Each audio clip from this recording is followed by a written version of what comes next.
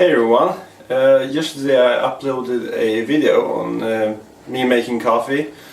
It's pour over coffee, and I thought I'd do a little tutorial, if you want to say so, about how I make it, because I didn't really explain anything in the video.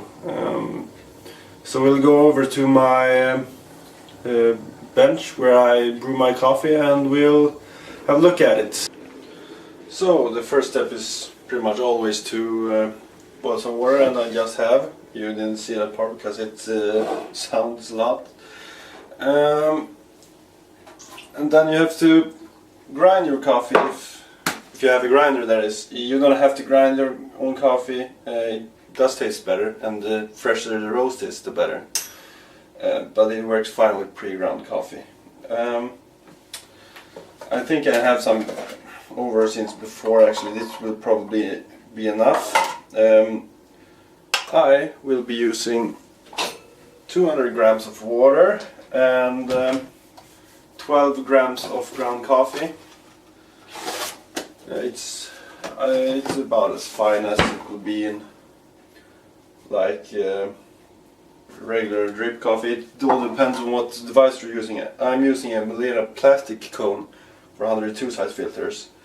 It's a bit too large actually, I think, for this amount of coffee, but it works. And then one important step is, well, obviously to fill your kettle first. There are much nicer kettles than this one. This is one I made myself. Well, not the kettle itself, but the whole thing here. I put a spout from one of those things you have for bottles when you pour drinks and stuff on it. It's glued there with a special glue. And then you rinse your filter by pouring hot water into it around the edges. And then just chuck that into the sink. I lose the word sometimes. I'm not an Englishman. Then you tare your scale and measure up the right amount of coffee, 12 grams. And I hope to God I have, yes I do. There. Okay, it's 13, that will be fine for this design. And then you want to level the bed of coffee, and then you start by pouring a small amount of water, maybe 30 to 50 grams of water. You have your scale here, and I forgot to tare it, so it's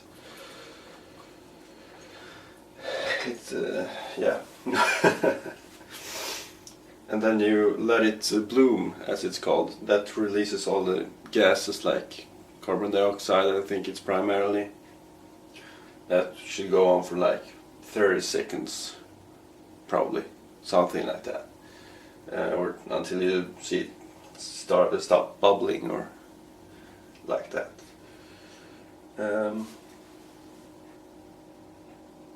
It actually looks like I'm ready here.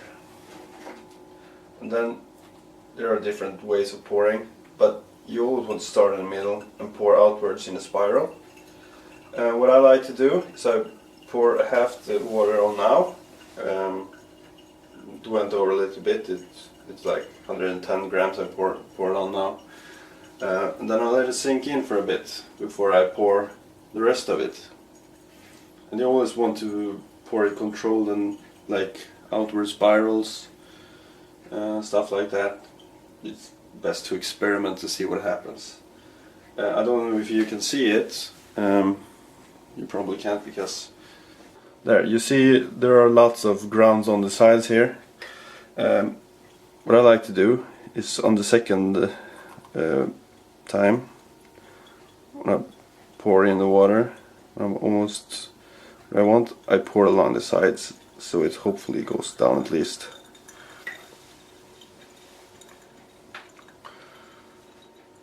That way you get a more even bed and even extraction.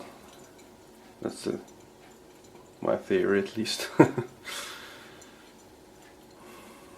So we'll just see what happens.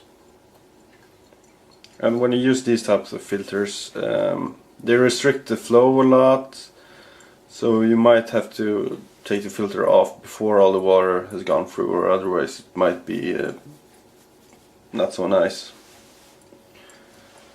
But you'll see, it will stop pretty soon. And then you have your coffee.